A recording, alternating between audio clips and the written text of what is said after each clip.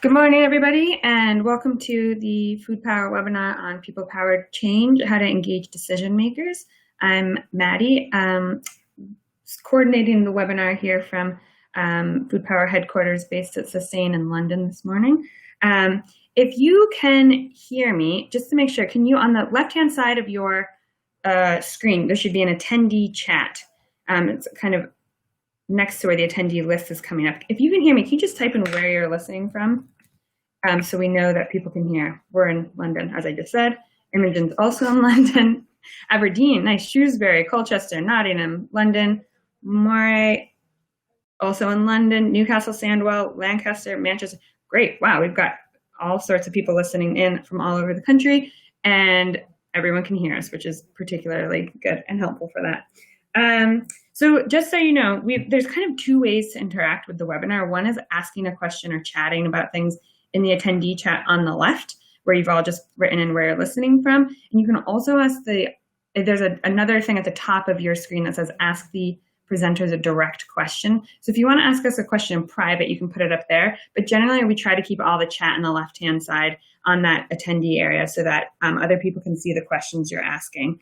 And you're welcome to ask questions throughout the presentations, but the presenters will mostly address any questions at the end of the session. Also to let you know that all of our webinars are recorded and available on our website the day after we do them, or maybe even this afternoon. And you can watch and listen to them there, and you can also share the link with anyone if you think they might also be interested. So to go through what we're gonna hear, who we're going to hear from today, I'm gonna go over a little bit about communicating about poverty with the public. Then we're gonna go over to my colleague Simon around the London food poverty profile that Sustain has published the last few years. Then we'll hear from Neil, who's up in Manchester, and then we'll go over to Rachel in Northamptonshire around their engagement with local MPs, and they'll have a Q&A at the end, which anyone can join via the attendee chat. So, here we go, next slide. So before we do that, we just wanted to take a minute to talk about what is food power and what is end hunger and how they work together. So I'm going to pass over to Simon for that one. Hi, morning everybody. I just thought it was a good opportunity for anyone who maybe wasn't too familiar with the two different programs, just to clarify our respective roles, because I appreciate sometimes locally it might be a little confusing. So we're two programs that are distinct and funded separately, but we hopefully work together in a coordinated way. And we are funded to do different things, different activities. So Food Power, funded by the National Lottery and delivered primarily by Sustain and Church Action on Poverty, is primarily about shaping local practice in terms of the long-term response to food poverty, and that will inevitably inform local policy as well around these issues. So the types of work we're supporting are around supporting local food poverty alliances to develop their own action plans or comparable strategies. We are working on specific issues such as our current annual theme around maximising family income to try and ensure that local areas and local statutory services in particular are doing their utmost to ensure that people have all the income they should have, whether that's through pay or benefits or other in-kind support. And we've also got a particular focus on involving experts by experience in that strategic planning or other ways that experts by experience can have a voice in terms of shaping the local response to food poverty. And then on the other side, we've got End Hunger UK that's primarily delivered through staff based at Church Action on Poverty and Oxfam, but is a campaign, a coalition of organisations campaigning together to particularly target national decision makers, and particularly those in Westminster, given that welfare benefit policy and some of the measurement of household food insecurity, a lot of those sit with the Westminster government. So it's much more about active campaigning rather than some of the local practice work that we're supporting as part of Food Power. But the idea is that both programs talk to each other, and particularly one aim of Food Power is to feedback experiences that we're hearing from the ground in terms of barriers that might be faced across different multiple areas, and feeding that back to End Hunger UK to kind of run with the more campaign side of taking action on those areas. And I think it's also just to emphasise that we have these two programmes, but we're also part of the UK Food Poverty Alliance, which is a wider group of some of the national or any national organisation working to address food poverty or campaigning on issues related to food poverty. And we come together informally every 2 months or so to coordinate and share ideas and plan programmes such as Food Power and End Hunger UK. We're also obviously linked into other networks such as the Feeding Britain Network, the Independent Food Aid Network, the Menu for Change programme in Scotland, Sustainable Food Cities Network, and others. So I just kind of want to take this opportunity to reassure people that we do try and talk to each other and coordinate and try and explain our different remits. Appreciate that may not always be perfect, but I just wanted to emphasise that we do try our best. Great, thanks, Simon. And Neil will go into more details about End Hunger UK in a little bit. It is good to know kind of there's a lot of different actors in this field. I would say given the extent of the issues we're all working on, it can't really become too crowded because there's still so much work to be done. And so we just try to do it in the most coordinated way as we can. So on that note, before we go into the presentations from Simon and Neil and Rachel, we recently came across new research that's come out by the Joseph Rowntree Foundation and the Frameworks Institute around how to communicate about poverty in the UK. And Nikki Hawkins wrote a really excellent blog that I linked to at the end of this presentation. And I've kind of lifted exact things from her blog to tell you about really briefly before at the start of this webinar, because I find it so incredibly useful to think about when we're communicating around these issues that are quite tough, particularly as a lot of people are commenting around, we're hearing that it's harder and harder to talk about these issues in a way that, that kind of brings people in rather than makes them feel more alienated. So Nikki wrote this 10-step how-to guide around communicating about poverty, which we're finding quite useful for our own work. So she starts off by saying, it's kind of steps, they're kind of not all steps, but it's a nice way to think of it. So we often think that stats speak for themselves as step one, and that numbers like this, like 14 million or 3.78 million, that we kind of think numbers like this make people care. But in fact, what they found is that it doesn't really change what people think as much as you might hope. And that when asked about it, a lot of people respond with things like, it's much worse in other countries, or it's not as bad as poverty is not as bad as it used to be, or something like people have mobile phones, so how can there be that much poverty? And what they think is that, what she writes is that this means we need to do a much better job of understanding how people think about poverty and why they have those thoughts. Because just telling people statistics is an effective way of changing people's minds, and it doesn't connect with people's real understanding about the issues. So she gives a few examples of common phrases people might say, and there's some really good video clips on the blog of interviews that kind of demonstrate people saying this when interviewed about it. And she follows up by kind of like, what's the narrative that they're saying? Things like, it only exists somewhere else, or it's up to people to try harder. Mercy of elites who manipulate the system. So for step 4, what she says is that, and I'll just quote what she wrote here because I think she puts it so succinctly, is that the way we all think is shaped by our beliefs and assumptions. We rely on these to make sense of stories and data. So to communicate effectively, we need to understand and navigate these different and powerful patterns of thinking. So what's the good news here? For step 5, again, sort of steps, these aren't the only ways that people can think about poverty. There's other ways that people have of seeing these issues, and we can really tap into these beliefs to trigger a different way of thinking in order to increase support for better policies, which is what I think many of us are hoping to do. So in particular, she really emphasizes she says that we should try to emphasize around that we have a common belief in compassion and protecting others from harm, and then tapping into shared moral values can build public support on issues of poverty. She also points to reframing about how we think about the economy, specifically thinking about how the system is designed to lock people into poverty, and that therefore it can be redesigned differently. So again, they have these great clips of people, again, talking about it in these sort of different framing ways. So how do we tap into these sort of frameworks that people use to understand poverty and move away from the other ones? So step 7 is basically evidence that using this different framing works in terms of changing how people view these issues. And if you go onto the blog, you can see this graph here, and you can kind of hover your mouse over it and see the different ways on how different types of communications can affect people's beliefs and understandings of an issue. So what does this all mean? I think that, in short, it's how we can change the stories we tell to better tap into our society's common values of compassion and shared responsibility. One thing that they really emphasize in this research is the powerful use of metaphors. And I've noticed a lot of it is around people being pulled down or under, or people being trapped and unable to get out of a bad place, which you can see in these headlines on the left about being locked into or trapped in poverty. Nikki uses these 2 images on her blog to kind of demonstrate the different ways that issues can be framed and how these tap into sort of different frameworks of understanding, which is what they're focusing on.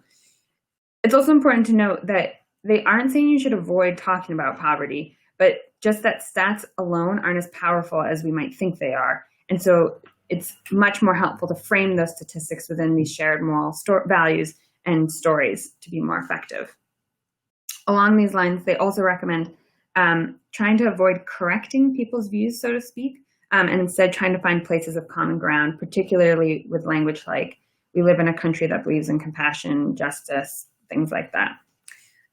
It's not, along with the blog, they also have put out a number of reports and done presentations about this. And in that, I began to see that they also talk a lot about public services and how we can sort of reframe or just frame them as something that we all benefit from and use at different times. So we're not just talking about a benefit system, but more public services in general that need to work for everyone.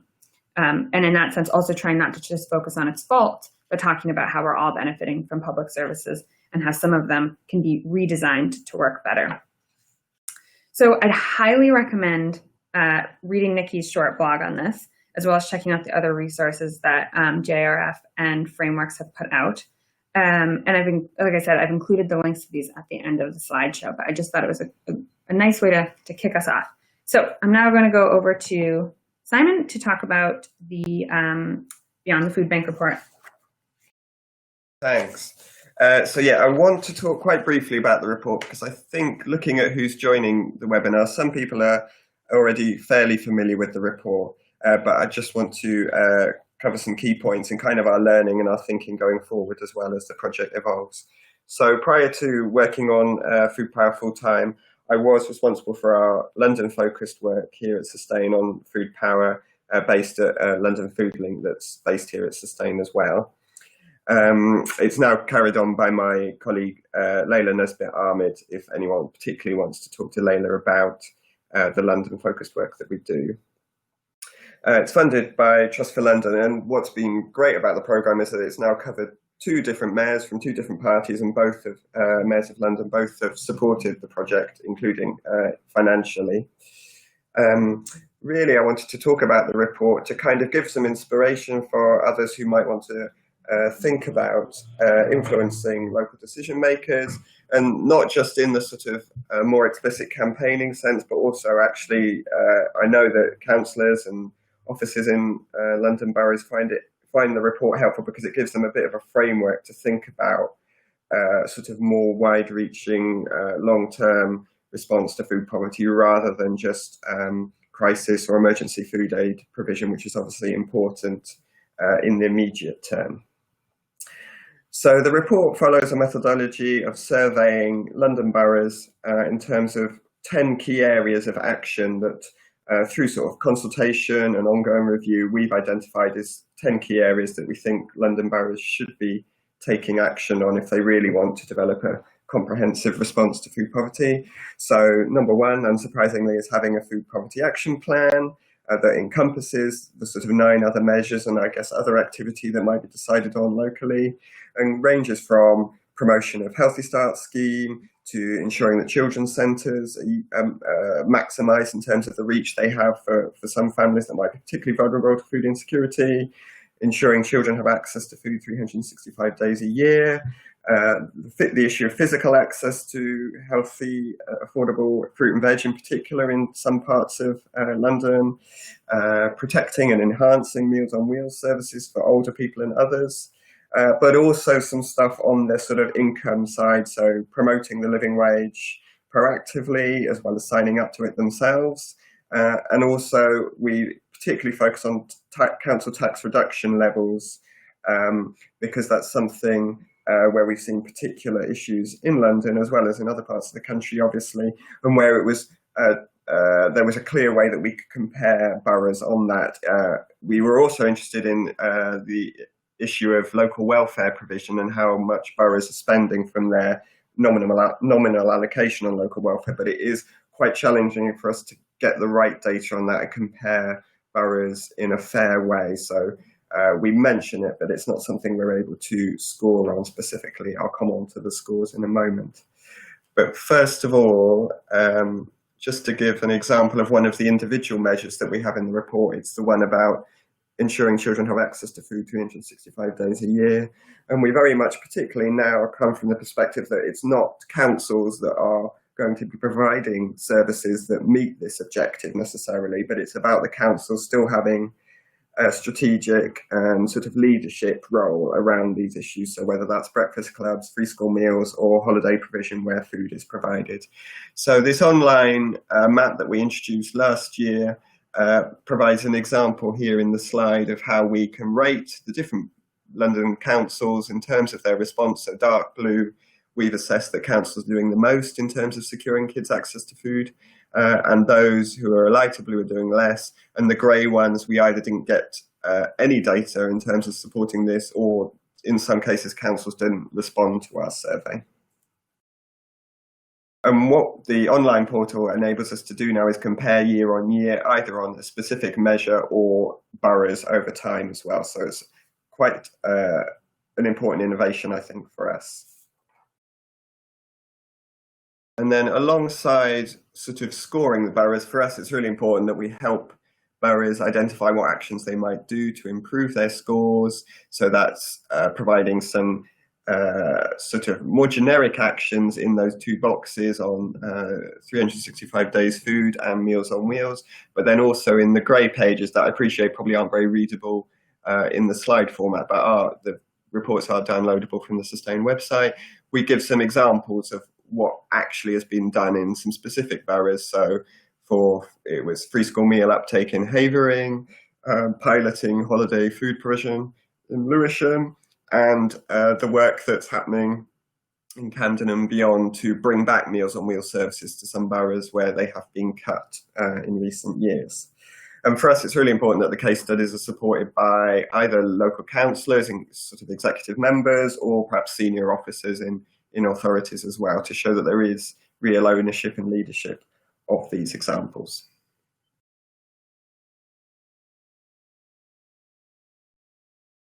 Then in terms of the scoring that I've mentioned, so as well as the individual maps, we also score boroughs in terms of their total, in terms of their response to food poverty. So ratings range from 75 or so down to 29 or so of the boroughs that responded last year. So quite a broad spectrum, and those colours indicate both the breadth of boroughs' responses to food poverty across our 10 measures, but also the deeper the colour, again, the more profound their response and robust their response. We found that this is obviously a very clear way, I think, to see where boroughs have a gap or where they're excelling, which is as important, I think, and also does, we've seen, generate some quite positive competition between boroughs in terms of particularly who's at the very top, but also boroughs thinking actually how can they move up by the time we do the report the following year. So the report has now happened 3 times, and we're just gathering the data for the 2018 report that will be published in the autumn. And one other thing we've tried to do is really pull out some key stats and figures. So thinking about what Maddie's just said around stats, actually how we can use those figures in a meaningful way. And we did find that one had particular traction in 2016, which was giving both the number of households missing out on Healthy Start vouchers in London because they weren't claiming them when they were entitled to do so. And the thing that had the real impact was that we calculated that approximately over £6 million is going unclaimed. So that really helped to capture some decision makers' attention in terms of the kind of funding that's going unclaimed. It's funded by central government, so local authorities won't lose out from people claiming that money. But it did help to focus some minds around the Healthy Start uptake issue, which has been declining in London as it has generally across the UK. And I guess we tried to spin those figures in a positive way and say this is money that's going unclaimed that could make a real difference to households where a few extra pounds a week can make a real difference in terms of their access to healthy fruit and veg. So just finally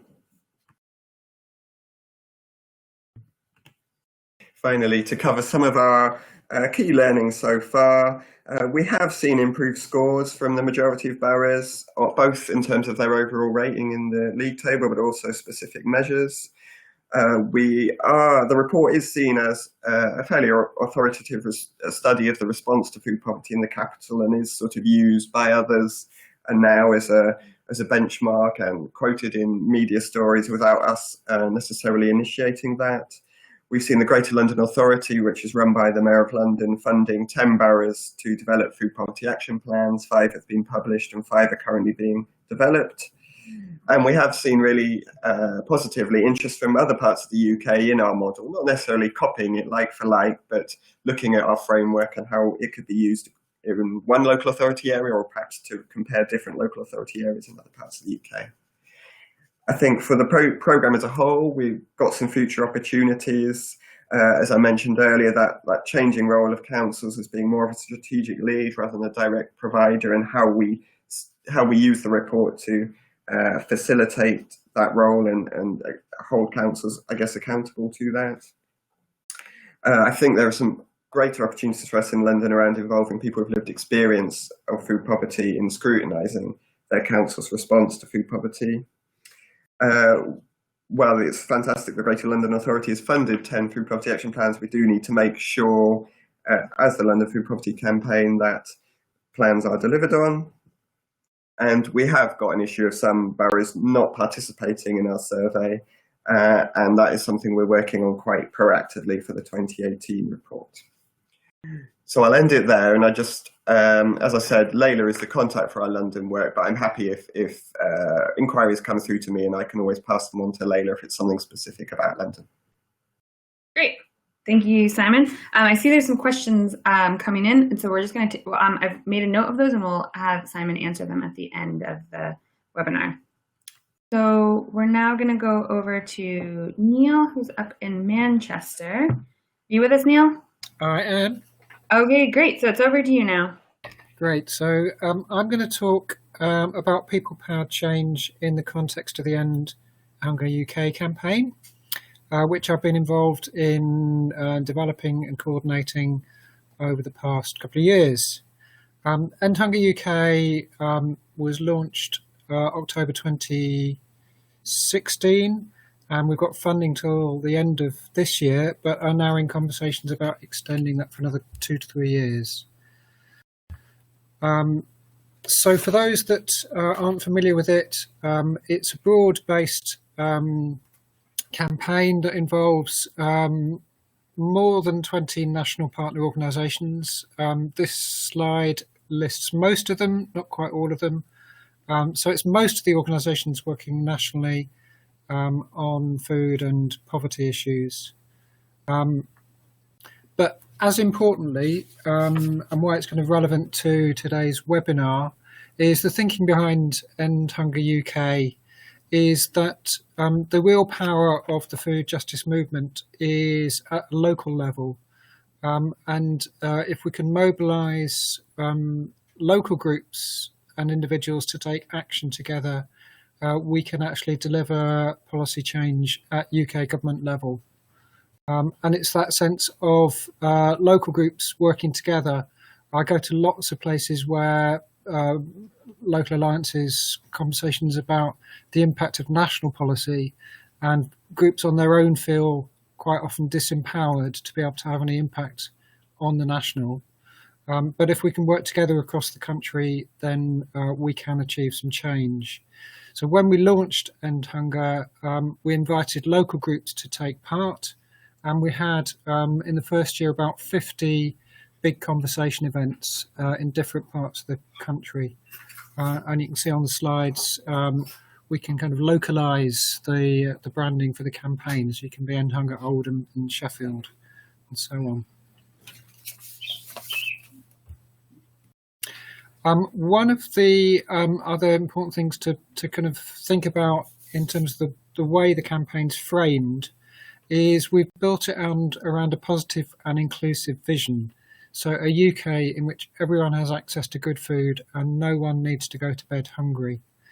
This is really quite important to hold on to, that it's not framed in a negative campaign. It's not about what's wrong about the current situation, although there clearly is lots wrong, and that's kind of underpinning why we're running the campaign. But the core campaign strategy is to build broad cross-party support around a positive vision that's framed in a way in which nobody really would want to disagree.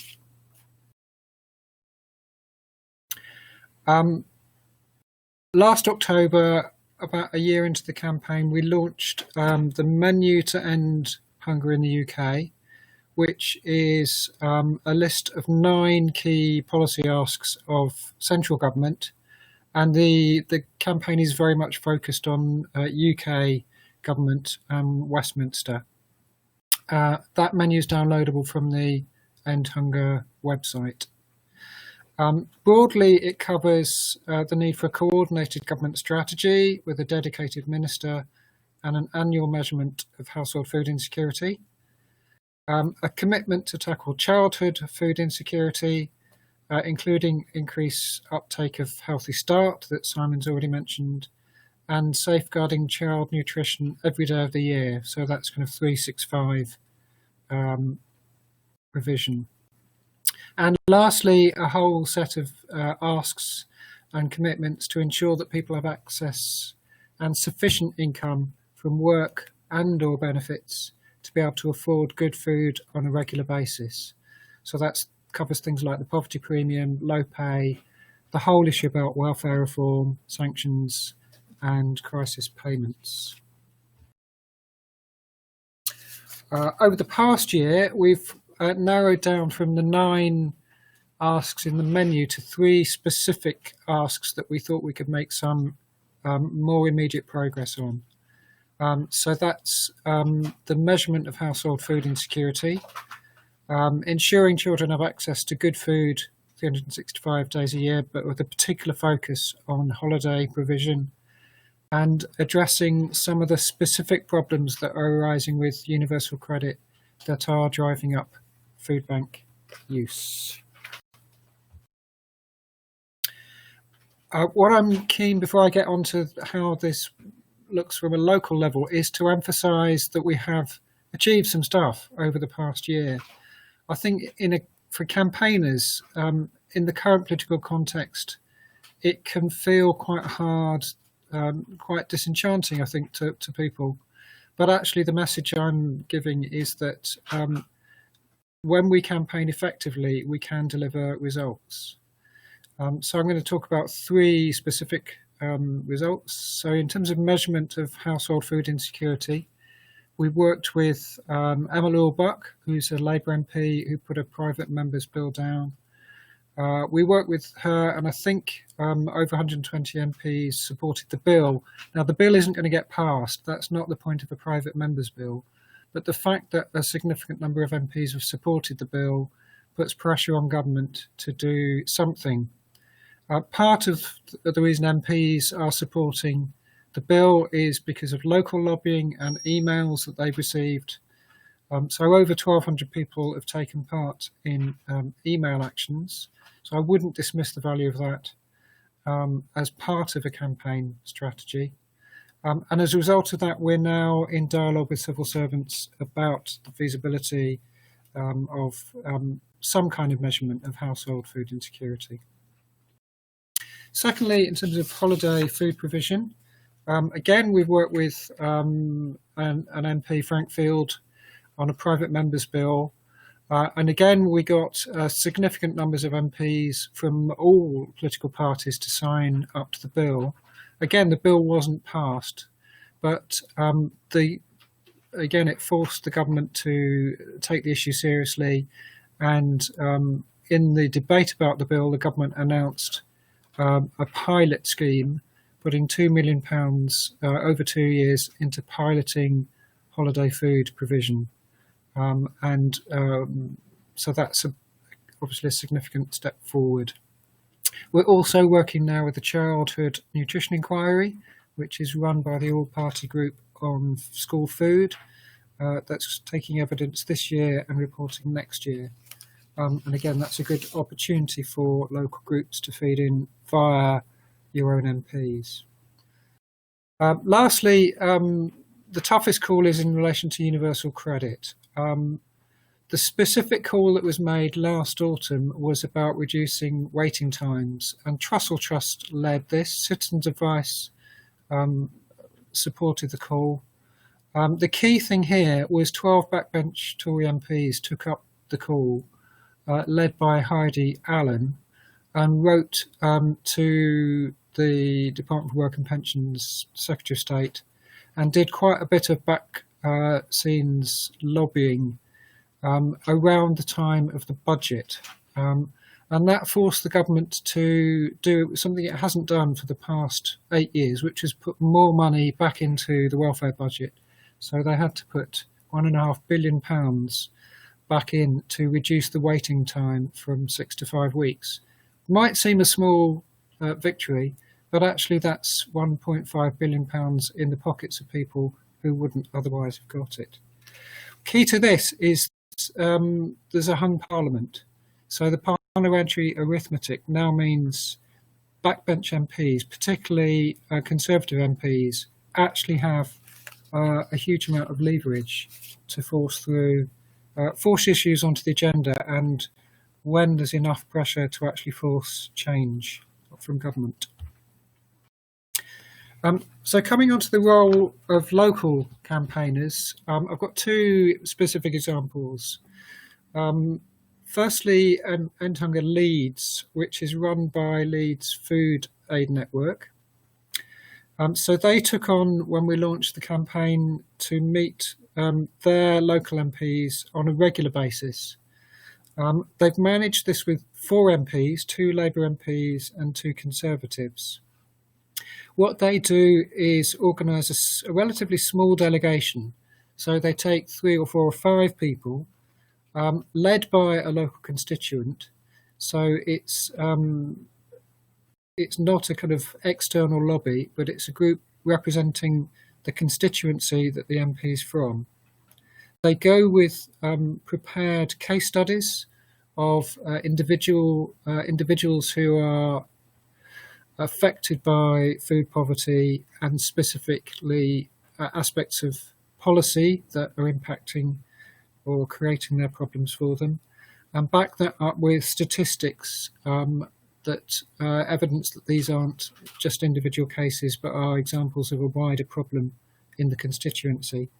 And in most cases they take a welfare advisor, so that if there are specific technical issues about benefits, then they can actually address those in the meeting. This has proved to be highly effective as a tool. So one of the MPs they met, Alex Shelbrooke, he's a Conservative MP who isn't known for his sympathies in relation to poverty issues. He's more conventionally, I think, seen on the right of the Conservative Party. But when he was presented with specific examples of how his constituents were impacted on by issues to do with universal credit, he took that up as a local constituency MP and went to meet with his fellow Tory MP, the Secretary of State for Work and Pensions, which for the local group was a massive success and was part in the autumn of the pressure that was put on the department to actually make some change in relation to universal credit. So they continue to meet a couple of times a year with their MPs to produce new evidence, update, what are the current issues with universal credit, and build that relationship over time. The other example I'll just talk about more briefly is in Stafford, where when we launched the campaign, a group of people in Stafford set up their own local End Hunger Stafford group, and they deliberately took a decision to invite their Conservative MP, Jeremy Lefroy, to co-chair the group. He can't always attend the meetings, they meet every couple of months, but he's fully bought into working in partnership with the End Hunger group locally. Part of what they do is to focus on practical local action. So in a way, it's a bit more like a Food Poverty Alliance than necessarily a conventional campaign group. But by working in collaboration with their MP, that's created the space for them to talk to him about the national policy issues that are also affecting people in Stafford, and for him to take them up on behalf of the group nationally. So I just want to finish with some handy hints, top tips, briefly. Don't write any MPs off. The case of Alex Shelbrooke, probably he wouldn't have been on anybody's top list of an MP to go and talk to. But when he was confronted or shown what was happening to his constituents, he was prepared to take the issues up. That was really because the group went on the basis of dialogue and credibility. They weren't into confrontation. And the key thing there is you actually have intelligence that can be helpful to local constituency MPs. Case studies, statistics about the impact of national policy on their constituents. And that's really, for most MPs, that's really valuable information. The last thing is you need to understand what MPs can and can't do. And that varies very much on who they are. They can get involved in all-party groups, they can put down parliamentary questions, they can write to or meet with ministers.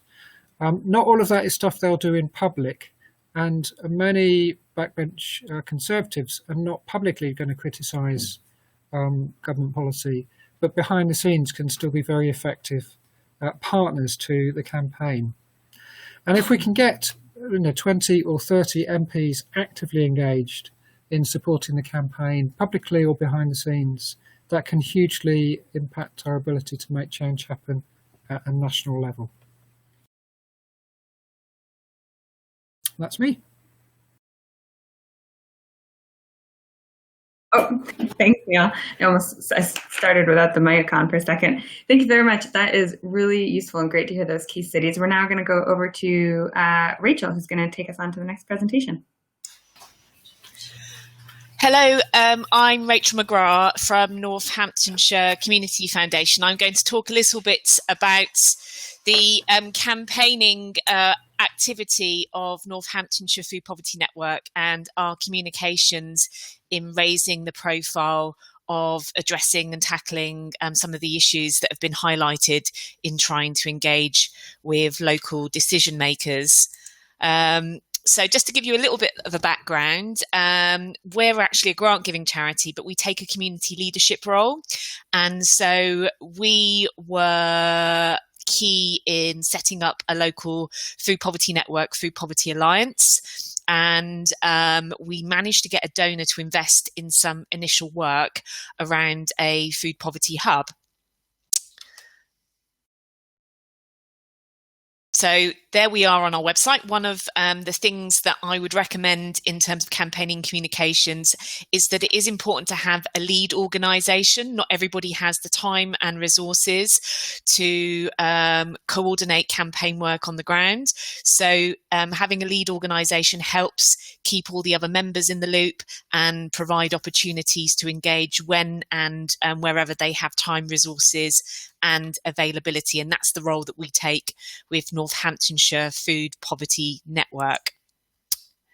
One of the first things that we decided to do beyond being a food hub is we recognised as very local organisations that some organisations felt a bit exposed about campaigning locally without there being a safer national umbrella to kind of pitch ourselves underneath. So we signed up to the End Hunger UK campaign. We felt that validated and provided resources, time and support for the concerns that we'd like to campaign on locally on behalf of constituents and on behalf of clients, guests and beneficiaries of the organisations that are part of our Northamptonshire Food Poverty Network. Okay, so one of the things that we started doing is we started holding events open to a range of residents, individuals across Northamptonshire, hosted by key members of our Food Poverty Network. And we got lots of responses back about how people felt that we could end hunger locally, and also to start dialogue and conversations and concerns about increasing poverty or the experience of poverty of fellow community members and citizens. We also held an I, Daniel Blake screening at a local independent cinema and invited a range of stakeholders, change makers. Holding the screening was endorsed by Ken Loach. He did a response to a local member of parliament who refused to attend, who said that he felt the film hadn't been based on real experience. So we read that out and had a conversation and dialogue again about how the arts and how social realism in film can highlight people's experiences. Just thinking of changing the narrative and what was highlighted by Maddie earlier in relation to Nikki Hawkins' work at Joseph Rowntree Foundation. We had a lot of people in the room who hadn't seen the film and were deeply shocked by people's experiences of what poverty would entail, and hidden poverty particularly. It also got reported in the local press. So again, it was about raising our profile. As part of our Food Poverty Network and as part of ensuring that there's equal power dynamics, we have a Community Champions programme. So members and ex-beneficiaries of local services can sign up to be a community champion and be a critical voice about professional services involved in the Food Poverty Network. And in exchange for their time, we provide a training and upskilling programme, which is funded through some local funding, so that for their time taken out to be involved, we can actually help them with some of their future employability aspirations and hopes in terms of what they'd like to do in the future. That's been really, really useful, but it's also about empowering people to have a voice as well as professional service providers. We also ensure that when we have events, we have a rolling programme of events, which we hold about 11 a year, that we invite a wide range of stakeholders and that we promote that locally. We had off the cuff 6 months ago, somebody had been listening to BBC Radio Northampton. One of our food poverty and hunger events was being advertised, and a department person from the Department for Work and Pensions came and attended the event and got to know some of the local organisations and groups and got to speak to them in terms of their experiences in the work that they do, which is great. So we think it's really important to keep the events open, even for those who might not always be addressing poverty issues, but nevertheless still have an interest. It means that you also have members of the public potentially attending, which we have done so and taking up to support the network. So in terms of raising your profile, we think it's important to reach out to a range of networks, even if their work isn't directly poverty related. We think it's important to put on a number of presentations and events. We have had a regular programme of national charities and organisations, including key members of the End Hunger UK campaign, come and talk and also train up and upskill members locally in terms of campaigning and working with the media and building their conference. We do public invitations via Eventbrite to all of our events, so we get a wide reach. We use social media, Facebook and Twitter, to promote what we're doing and also promote the work of other partners. We carry out radio interviews, and we get a range of our members to also carry out those interviews, so that builds their confidence in being in the public eye. We put out regular press releases as well. And in terms of trying to campaign locally and engage, we think it's important to give members the opportunity for upskilling. For a lot of local charities and organisations, this may be different in other areas. We found that frontline service providers, due to time, resources and limited funds, don't always have a remit for campaigning and media. So it might be a skill gap in their organisation. So being able to upskill provides confidence, but can also spill out into other areas for that frontline service provider.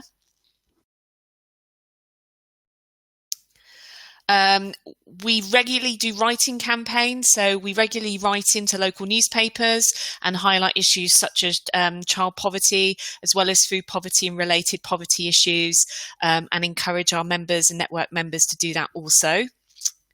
That helps raise the profile, and it helps perhaps change the local opinion of the public where, particularly poverty may be stigmatised. We also think it's important to have a campaign focus and provide resources. So as a lead organisation, I send regular email updates with events, news and data to all of our alliance members. We provide letter templates and examples for writing to MPs and press, and End Hunger UK campaign, as I state a bit later on that slide, are great for using those kinds of resources as well. We also offer support to any of our members who want us to support attending meetings with members of Parliament and other change makers. We also use resources from national organisations. We've recently had Food Power attend, and they're supporting our work in empowering experts by experience, which is those who have experience of poverty, but we'd like those individuals to be more involved to change the power dynamic and provide a voice for our local campaigning. And we also focus on the directive from national campaigns, such as campaigning around the upcoming Holiday Hunger Bill and Food Security Bill, which are coming back to Parliament in autumn. I think by aligning ourselves with a national campaign, it's validated our local actions and made our profile and our work stronger. Okay, and then just in terms of campaigning and lobbying, there are lots of resources out there to write to local MPs. We've engaged with a range of MPs, not necessarily changing our minds. We're a county where we're fully blue, but we have Philip Hollowbone, who is signed up to the Holiday Hunger Bill, and we've been able to encourage other Tory MPs to speak to Philip Hollowbone and ask him why he personally thinks it's important for them to sign up. So we've started a dialogue. Also, some of our local members are in ongoing discussions with their local MP about food poverty and food security. We also have launched a current campaign with Northampton Chronicle and Echo, and just going back to the points made by Maddie and reflecting on Nikki Hawkins' work at the Joseph Rowntree Foundation, there is a quote there in terms of the number of young people living in poverty in Northampton. But beyond that, beyond the interviews, we have interviews with local food bank members, a local teacher, and giving sort of a story to the statistic. And as a result of that, we've launched a Fair Deal for Kids campaign as the Food Poverty Network and Community Foundation with our local paper, so that people can contribute and donate to a campaign which will then fund organisations directly tackling child poverty. So, and that's me, and I'll take any questions and comments at the end alongside with the other speakers. Thank you for listening. I hope that was useful. Thanks, Rachel. That was great. Yeah, I guess I hope I didn't overemphasize that. I don't think stats are bad. I don't think that's what Nikki meant, but I think hers was more around, frame them in a story, which is clearly what Beyond the Food Bank and work in Northamptonshire has been doing. So they do have a role to play. But So we've got a few questions that have come in. I'm first going to give a few for Simon. So Sarah asked, how do you take into account different levels of food poverty among the boroughs in London, as if there are lower levels in some boroughs, there might be less of a priority and less action. And there was also a question about what measure of food poverty is used. And there was also a question about what is the cost of putting on the Beyond the Food Bank report in terms of staff time, expertise, mapping, and publishing. And along with that, fourth question for Simon is, how do you disaggregate the impact of what a council is doing with what their stated policy is? So I'll first go over to Simon for those ones. Sure, thanks. Really interesting questions. I think, first of all, it's important to say that we don't try to measure the extent of food poverty through the London Food Poverty Profile report. It's very much focused on the response to food poverty. So on page 6 of the report, we've got a page that's got some of the indicators of food poverty in the capital, such as over 700,000 people being paid less than the London living wage, over 111,000 emergency food parcels given out by Trussell Trust food banks alone in the previous year. Last year we had a stat of almost 37,000 children not getting free school meals when they're entitled to them, or not claiming them rather. So we're stuck in the same position that lots of areas are in, where there isn't a national measure of household food insecurity like the End Hunger UK campaign is calling for.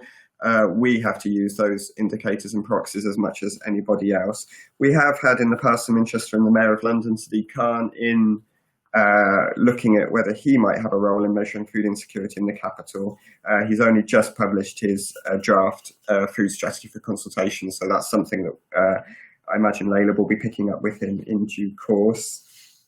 In terms of boroughs who have different levels of poverty and therefore food poverty, it is a challenge, I think, to give food poverty and food poverty profile in some of the more affluent boroughs. I think, but the fact that they are more affluent, actually then there is a greater sort of level of inequality within a borough.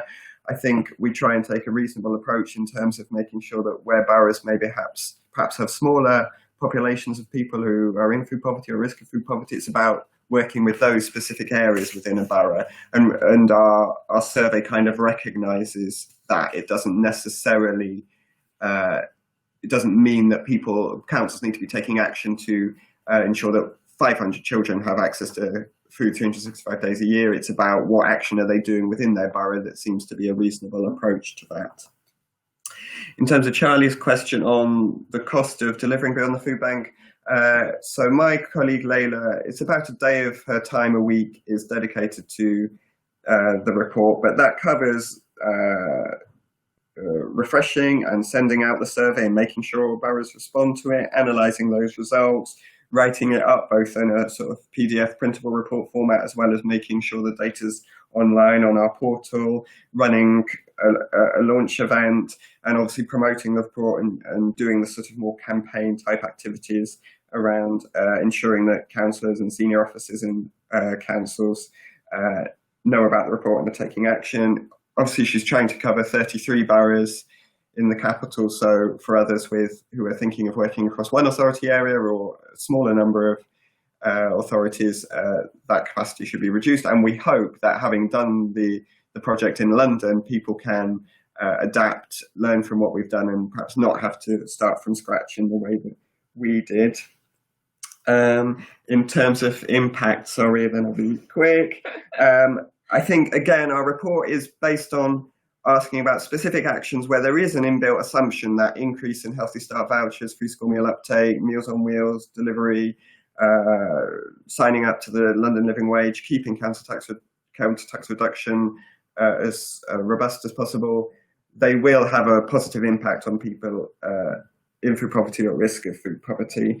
I think in terms of making sure that councils tell us genuine and robust actions, I think actually they are quite responsible in terms of what they want to tell us in our survey, and because they know it will be put into the public domain and they will be scored on the back of it and receive media and other attention off the back of the report. Generally, actually, we have to remind councils what they are doing to ensure that it is recorded, especially activity that they've done over a number of years. They might forget actually that that's still valid activity and something they should make sure they're telling us about every year, as well as new initiatives.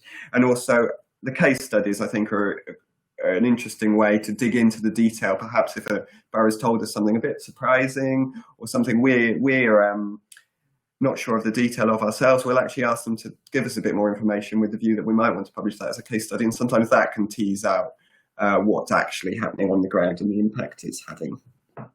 Great. Thanks, Simon. Then we've got a question from Alex about how can small businesses be involved in promoting programs like Healthy Start. We've got a bit of information about that in our on the Food Power website under Get Involved Action, and then there's a thing around Healthy Start. The Healthy Start website, you can type in your postcode and find out who in your area accepts Healthy Start vouchers, and some of the alliances that we're working with this year, 6 of them in particular, are going to be doing varying degrees of work around improving the uptake of Healthy Start and the promotion of Healthy Start in their areas as a part of the maximizing family income work. But I'd say if you are a small business, the first step would be to go onto their website and go to the page about how to sign up as a business. And if you are looking to increase the uptake, I would say starting on that website is also probably the best place to see who's accepting it in your area, and if there's any gaps in certain neighborhoods, taking it from there. We had a question about how to set up a local end hunger group. Neil, do you want to jump in and answer that one? And then potentially you could also speak to about the overlap of food power and hunger groups. And I could also talk about that. But yeah, do you want to talk about how to start up a group, and then maybe a bit about, there's a question about how to balance campaigning with working with local authorities. So maybe answer the questions the other way around. I think in practice, there were different lead groups locally running the end hunger campaigns locally. So in Leeds, it's the Leeds Food Aid Network, and their main activity is around coordinating food aid provision across the city. But as part of their activity, they've now taken on to engage MPs as part of the End Hunger campaign. So it's part of one of their activities as the Food Aid Network. In Cornwall, again, there's a different partner leading. The Cornwall Independent Poverty Forum is taken on to arrange meetings with all Cornish MPs as part of End Hunger. So I think there's different lead organisations locally that can be the kind of take responsibility for the MP engagement, which is the key bit, I think, that we'd see that links the local with End Hunger at a national level. In terms of setting up a local group, we haven't produced specific guidelines, but we'd be very happy to talk to anybody about that, potentially come and run a training session or meet with you to discuss the best way of doing that, or just offer support by email and phone. I think it depends. There isn't a fixed model. It does depend on local circumstances, but very happy to have those conversations, and we can provide the contact details at the end of the webinar.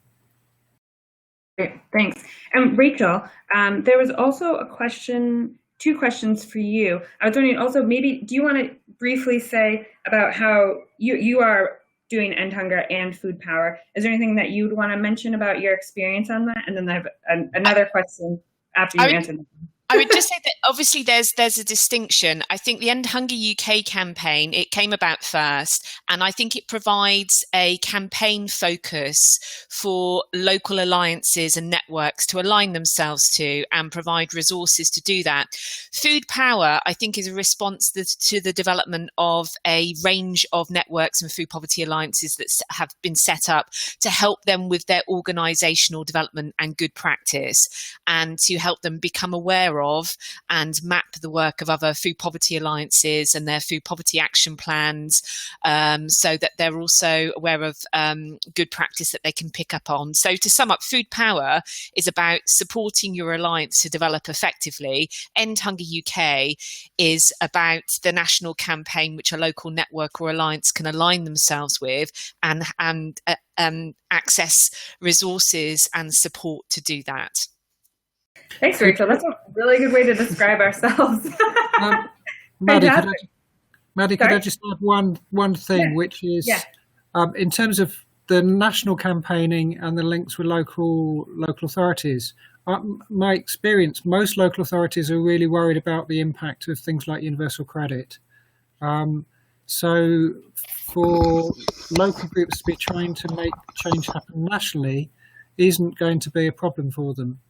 If it's about trying to improve the delivery of universal credit, stop people losing access to benefits, then actually there's probably a productive conversation to be had with most local authorities about how that would align with or draw on any evidence and resources that they've got.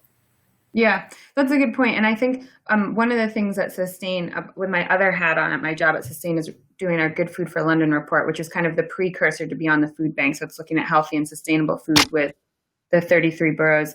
And I always really think of it as a carrot more than a stick. It's about showcasing what's going well and highlighting what is within the power of councils to do, rather than trying to get on their case about things that they actually don't have control over. It's like, here's what's really feasible. Here are feasible things that councils can do that are in their remit and action they can take, and we want to help shout about it. So we really try to emphasize the positive that they're doing and helping them along that path, rather than kind of more the like shaming type of campaigning work around what they're not doing. Sometimes it comes into it, of course, and sometimes that is a good tactic. But I'd say in terms of influencing change, I really conceptualize it as a carrot much more than a stick, as much as we can.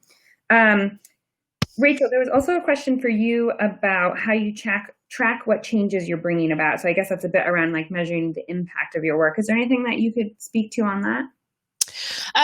We review our activities regularly, and we look as a network at what we're achieving. We're currently funded through the Big Lottery Fund, Help Through Crisis Fund, for some of the bespoke work that we do. So we measure some of our impact by the number of new partners that we bring on board, the number of community champions that get involved with our local network.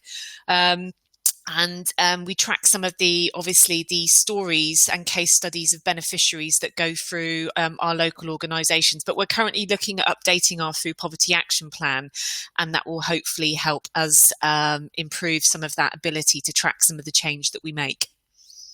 Great, thank you.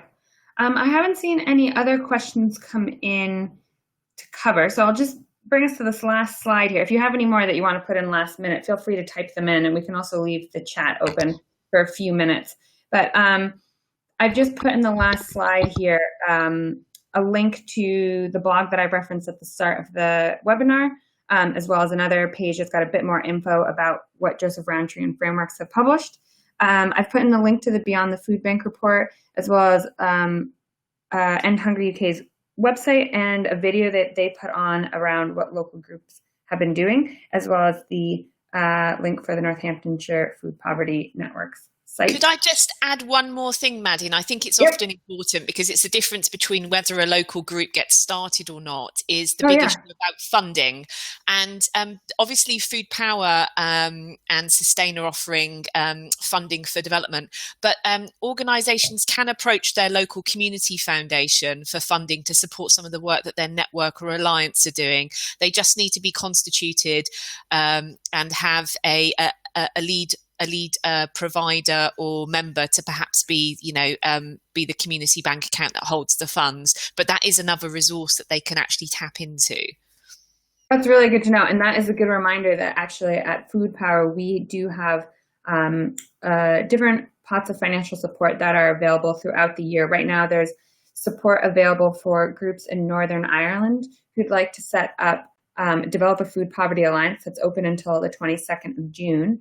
And similar amounts of financial support will open up again this autumn for anyone in the UK to apply to set up, to either develop a food poverty alliance that's already been created or that's already in the works, or to develop it further if it's, so either to start one up or to help develop it further. Sorry, that wasn't clear. And we also have financial support available for members of the Food Power Network who are doing work on empowering experts by experience, as well as for our annual theme. So those will also be opening up in the autumn and winter of next year. But right now, if you know anyone in Northern Ireland who's working on food poverty and might be interested in that, we would love it if you share the information with them about it.